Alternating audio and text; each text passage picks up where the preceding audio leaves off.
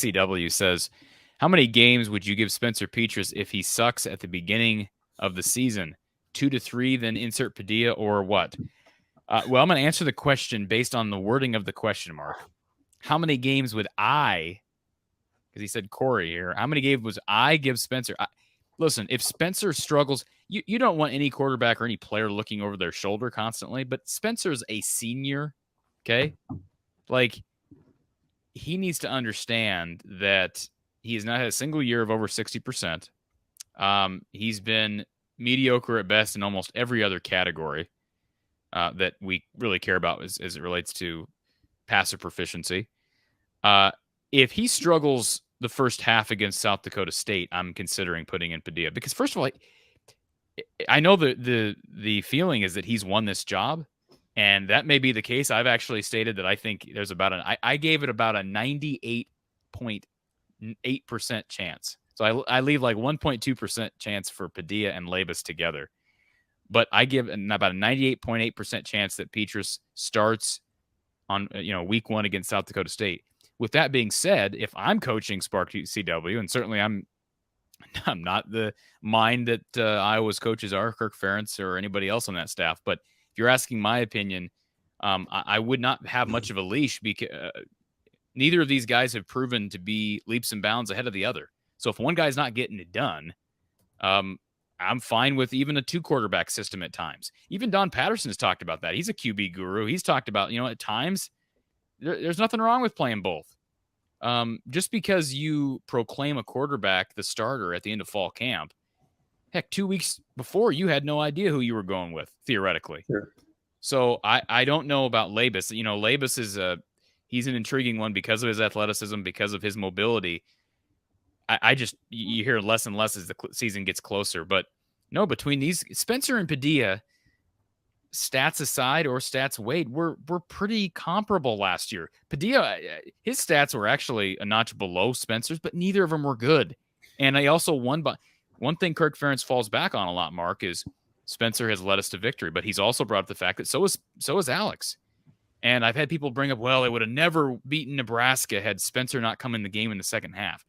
First of all, how do we know that? Why do we keep saying that? Get this fly buzzing around me. Why do we know that, Mark? And second of all, if you watch that second half against Nebraska back, they broke out a big run behind Tyler Goodson. Spencer Petras snuck it in for a touchdown. You mentioned the punt block that was caught midair, mind you. I'll give you a quote from Seinfeld there. Midair, caught by Kyler Fisher. He returns over a touchdown. So, yes, Spencer led him to victory. But we act like, that's the epitome of we give the quarterback too much credit when you win. You also give him too much blame when you lose. But I think to place that comeback against Nebraska on Spencer's shoulders is putting the cart ahead of the horse.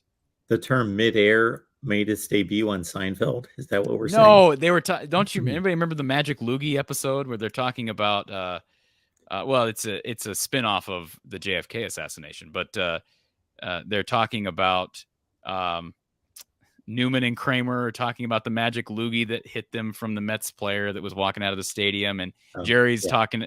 He's explaining it like the attorney and the. You don't remember this story? I vaguely remember it. I've seen every episode of Seinfeld probably 2 to 3 times. Okay, yeah. He says so. This is a loogie that hit the left hip, took a right turn midair, mind you. No, that's how my mind works at times. It pulls up Seinfeld quotes, but no. The point is, I do think that we put way too much blame and credit for quarterbacks, and so I'm not going to give Spencer some huge leash if he's proclaimed the starter week 1. Who cares? You play the guy that's playing well at this point. Neither has jumped ahead. So there's a number of directions I'll take it here. First and foremost, I wasn't asked the question, but I will interject my opinion regardless. I guess the answer is 14 games. That he was given 14 games last year. Well, the argument can be made. The argument can be made that they didn't have better options last year. That argument can be made. That was going to be my next point. You're as a head coach, the options available also weigh into the decision. It's just not the play of the starting quarterback. It's what is the backup option? Do you have a backup like J.J. McCarthy at Michigan, or like um, Kyle McCord at Ohio State? No, you don't. But I can't evaluate Alex Padilla because I don't see him in practice, and we've not seen enough of him, at least in my estimation, to know. Don't make me Uh, go on a rant, Mark. Don't make me go on a rant. You're talking about we can't evaluate Alex or Joey Labus? Or is that what you said? Joey Labus or Alex Padilla? I said Padilla. We can't evaluate any of them. You know why? We Because can't. guess what? Well, we can't. They And can. well, but we should at least have a glimpse, but we don't because the only open scrimmage we got in the spring, the guys were not given equal snaps against equal competition. We saw Spencer Petras take like 90% of the snaps against the ones. So how do you evaluate anything based on that? If I had a reasonable expectation that Alex Padilla could be an average Big Ten quarterback, or even below average Big Ten quarterback, let's say the ninth or 10th best Big Ten quarterback, I would have yanked Spencer Petras after the Purdue game. That's when I would have pulled him.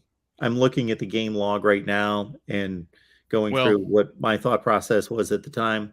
After the Purdue game, 4 picks, 1 touchdown on the board against a decent defense. I think it's a little bit. Now, did CJ Stroud, correct me if I'm wrong, CJ Stroud was a true freshman last year? He was a redshirt freshman. He was a redshirt freshman. Had never thrown a pass. So, yes, and Joey Labus is a redshirt freshman this year. Now, CJ Stroud was arguably the best quarterback in the Big Ten last year, right?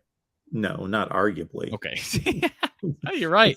He was the best quarterback in the Big Ten last year. The best quarterback in the country. Yeah. So now I understand talent and whatever else.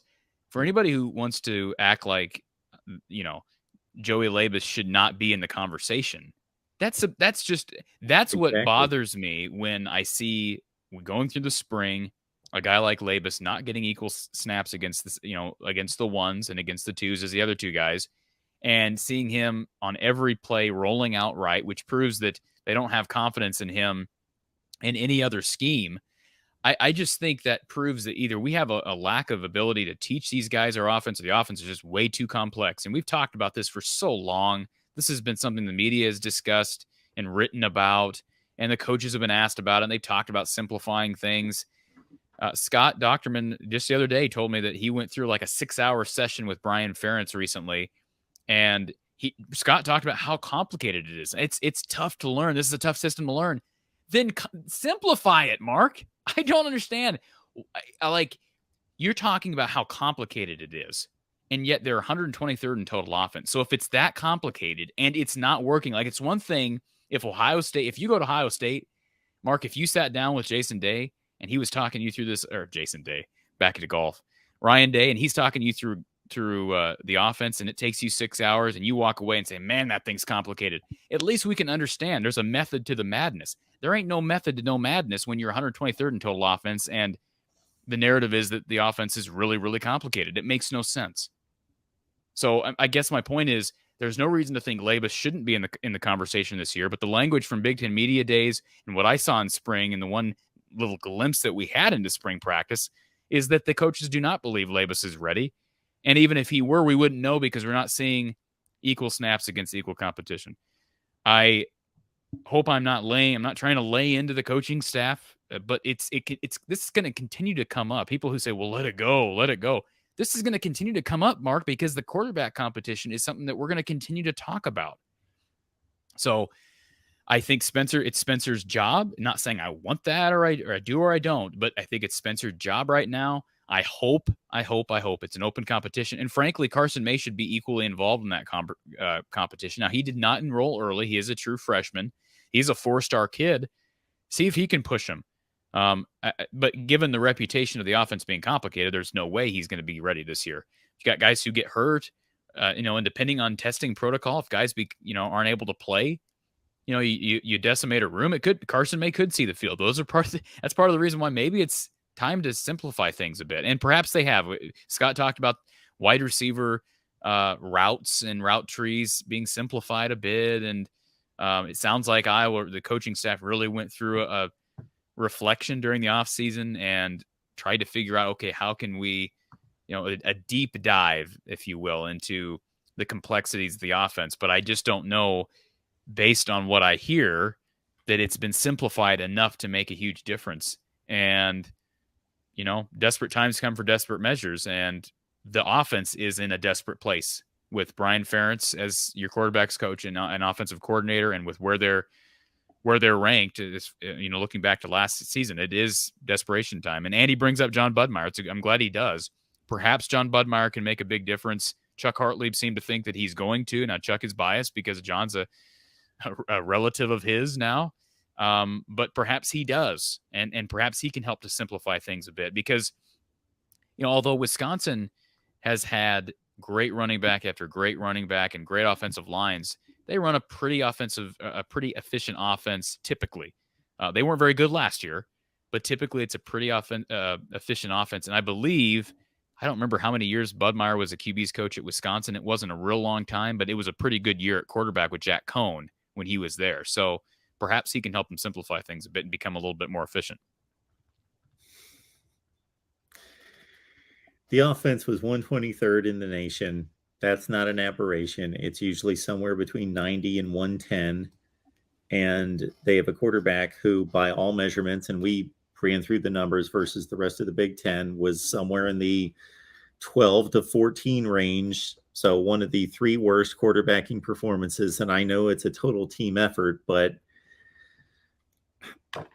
I don't know. So by not making a change, you're either saying we didn't recruit well, or you're saying we didn't recruit well and we don't develop quarterbacks, or since we are winning games based on defense and special teams excellence, we're willing to just go with.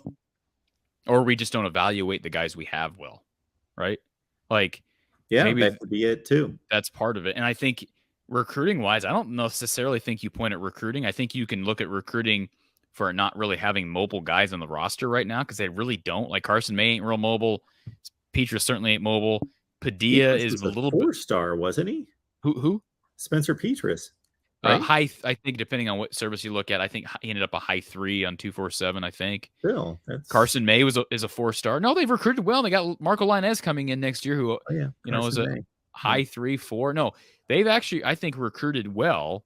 But the guys who have been your mobile, like Deuce Hogan, and we brought up Peyton Manziel, guys who are a little bit more mobile, typically don't end up playing as much. So why is that? Is that evaluation? Is that those guys just circumstances end up where those guys just don't develop like the more statuesque, is that the right term, quarterbacks?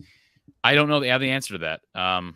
But the bottom line is you hope John Budmeyer can change some of that, because he is going to be in Brian's ear. Although he can't teach, and yes, he's getting paid now. That was, I mean, we knew that was going to happen anyways, because his contract was running out from Colorado State, so he was going to be working for free. So he's getting paid now from Iowa. He was making, what was he making? Like $270,000 a year to be an unpaid analyst here. So we talked about him being unpaid back in the spring. I get my information from you. Yes, I remember that figure. Yeah, he was getting paid handsomely by the Rams. So now he's going to be, who knows what he's making now? I'd be interested to find that out. But he'll help, and he can't be on. You don't want a violation like Nebraska faced recently, but he'll help Brian Ferentz in some regards, you'd have to think. Quarterbacks ranked below Spencer Petras in the same recruiting class, ranked below him. He was 19th rated in the country. Include Michael Penix, Jack Plummer. I love this next name, Will Levis. Iowa did go after him, just for the record. Iowa did go after. Really, their first Power 5 offer was Iowa for Will. So we're saying that there are quarterbacks who were evaluated to be lesser than Spencer Petras, but have turned out to be. I'm not saying that Jack Plummer's anything great. Obviously, he lost the job to Aiden O'Connell, but he did win the job. What would Jack Plummer be here? Think about how good Aiden O'Connell is, and Jack Plummer beat him out like twice. Right. And he's off to Cal. Thank you. Knew it was in the Pac-12. and knew I had just heard a conversation about it. Yes, I now have the Pac-12 network and was watching Pac-12 Media Days the other day and recorded all of it. So yes, I was listening to the conversation about Cal football. Anyway, Will Levis. Ben Bryant is going to be the starter at Cincinnati this year. Nick Patty was the backup to Kenny Pickett at Pitt. Where was Zach Wilson? Because Clayton, obviously, yes, he's coming up. Clayton Tune, the starting quarterback, really good at Houston. yep. Brock Purdy, Alan Bowman, who threw 33 touchdowns in parts of 2 seasons at Texas Tech. Zach Wilson, yes. Zach Wilson. So again, back to Zach Wilson. We've talked about this, but anybody that doesn't know the story there, and I won't go into details as to what has been reported, but Iowa basically said, "Hey, we were going with Spencer over Zach," in so many words to sum that situation up. And now again, would he have developed into what he is now? I mean, who knows? We don't know. To your point, we don't know if that's recruiting, if that's evaluating, if that's development. What is it? Or maybe it's a combination. According to the services, Kirk and the according to the services, correct. They made the right choice. Right. However, I think there's something to be said for, identifying your absolutely. Your Antonio Browns, right? These guys who are, completely off the radar.